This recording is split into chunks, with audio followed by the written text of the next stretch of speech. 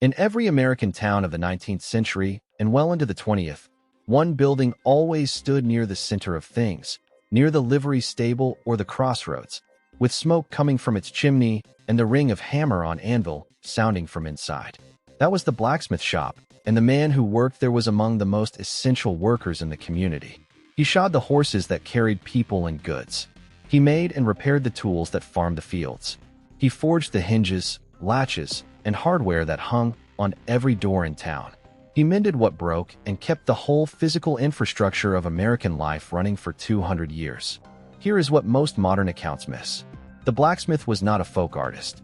He was a professional craftsman with real training, a working knowledge of metallurgy, and the ability to make almost anything a community needed from raw iron and steel. Number 12 on this list was the trade secret that separated the good smith from the great one. Number 3 was the judgment that took years of practice. Before we start, hit subscribe, because this is a working American tradition that deserves to be remembered. Let us count them down. Number 25. The right forge. The heart of the smithy was the forge, a raised hearth of brick or stone with an air blast pumped in by a bellows or later a hand-cranked blower. The forge burned coal or charcoal and produced the specific kind of concentrated heat the smith needed to work iron. Number 24. Reading the fire. The smith read his fire constantly, watching the color, the shape of the flame, and the placement of the coal to keep it at the right temperature and the right chemistry. A clean, hot fire made good work possible. A dirty or wrong fire ruined the iron. Number 23. Reading the color of hot iron. The color of hot iron told the smith its temperature exactly. Cherry red, orange, yellow, white. Each color meant a specific temperature and a specific window of work. The smith worked the iron only when it was in the right color range for what he wanted to do. Number 22. The anvil and its uses. The anvil was the smith's workbench, a heavy piece of forged and hardened iron with a specific shape refined over centuries. The flat top for hammering, the horn for bending, the hardy hole for cutting tools. Each part had its purpose, and the smith used them all. Number 21. The hammer and the swing. The smith's hammer was his primary tool, and he used it thousands of times a day with practice control. The weight, the angle, the follow-through, the exact placement of the strike, all had to be right. Good hammering was a lifetime skill. Number 20. Basic forging techniques. Drawing out, upsetting, bending, twisting, punching, and cutting were the basic operations, and the smith combined them to make anything he needed. Each technique had its rules, its cautions, and its specific windows of temperature. Number 19. Welding hot iron. Two pieces of iron heated to nearly white and hammered together fused into one, a technique called forge welding that predates arc welding by centuries. The smith knew exactly the temperature, the flux, and the hammer strike required to make a good weld. Number 18. Tempering steel to the right hardness. Steel tools had to be tempered to the specific hardness their use required. Too soft, and the tool would not hold an edge. Too hard, and it would shatter. The smith heated, quenched, and reheated the steel to control the crystalline structure and produce the exact hardness needed. Number 17. Shoeing horses. The country blacksmith spent much of his time shoeing horses, cutting and shaping shoes to fit each animal's hooves, trimming the hoof, and nailing the shoe on carefully. A poorly fitted shoe could lame a valuable horse. Number 16. Making horseshoe nails. The specific nails used for horseshoes were often forged by the smith himself, tapered so they would clinch when driven. A box of good nails was itself a piece of skilled work. Number 15. Making and repairing farm tools. The smith made and mended plows, harrows, hoes, scythes, sickles, axes, and every other tool the farm needed. He could make one from raw iron in a few hours. Number 14. The wagon and buggy repair. Broken wagon parts came constantly to the smith. Cracked axles, worn tires, broken springs, bent rims, all of these he could fix. Number 13. Setting wagon tires. A wagon wheel had an iron tire that shrank onto the wooden rim when heated and cooled, holding the whole wheel together tightly. The smith heated the tire, dropped it onto the rim, and quenched it fast so it contracted and locked the wheel together. This was a specific skill of the trade. Number 12. Making hinges, latches, and hardware.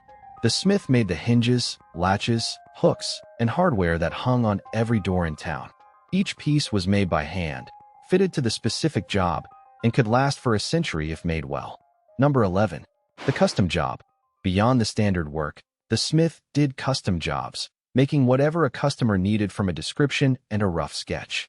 This custom work was often the most interesting and profitable part of the trade, and it required the smith's full skill set. Number 10. Repair before replacement. The smith's whole ethic was repair before replacement. A broken tool came to him and left mended, sometimes better than before.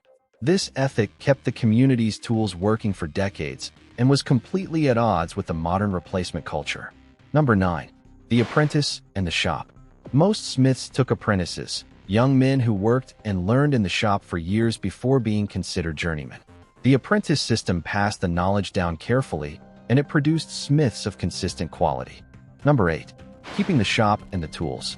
The smith maintained his own tools, sharpened his own chisels, and kept his shop organized so he could work efficiently.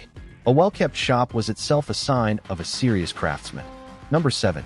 The customer relationship. The smith knew every customer and often extended credit to farmers between harvests. The relationships were long-term and personal, and the smith was integrated into the community in a way that modern service providers rarely are. Number 6. Fair pricing and honest work. The smith charged fairly, and his reputation depended on the quality of what he delivered. A smith who did honest work had steady business for decades. Number 5. Standing at the anvil for a lifetime. The work was hard, physical, and repetitive. The smith stood at the anvil for hours a day, breathing coal smoke and taking the shock of the hammer through his arm. Number 4. Judging what the customer really needs. The good smith listened carefully to what the customer described, then judged what would actually solve the problem. Sometimes this was different from what the customer asked for. This clinical judgment about real needs was one of the marks of a mature craftsman. Number 3. The judgment that came only with time. Above all, the specific judgments about heat, force, timing, and technique that made good blacksmithing possible came only with years of practice.